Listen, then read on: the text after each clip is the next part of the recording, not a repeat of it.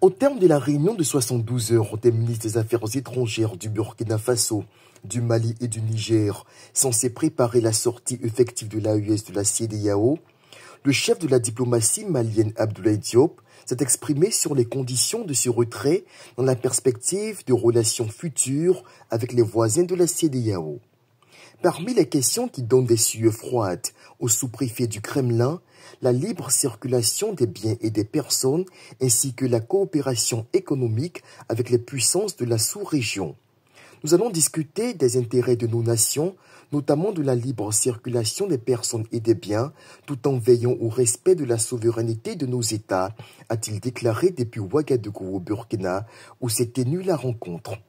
En outre, dans le communiqué produit à l'ouverture des travaux de la commission interministérielle, les participants soulignaient à l'alinéa 6 que les ministres ont eu une convergence de vues sur l'approche globale des futures négociations avec la CEDEAO dans l'intérêt supérieur des populations.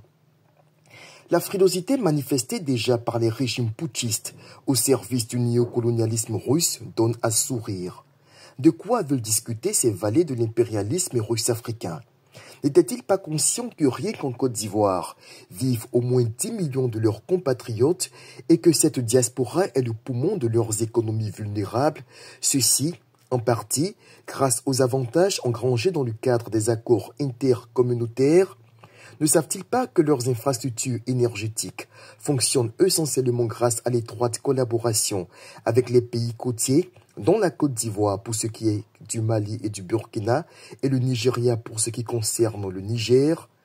Faudrait-il leur rappeler que pour leurs importations et leurs exportations, ils restent absolument dépendants de la CEDEAO et que la souplesse douanière pratiquée dans la communauté s'avérait particulièrement bénéfique pour les échanges commerciaux entre le Sahel et les États contre lesquels ils raidissent le coup aujourd'hui par vile soumission aux maîtres blancs qui les manipulent depuis Moscou?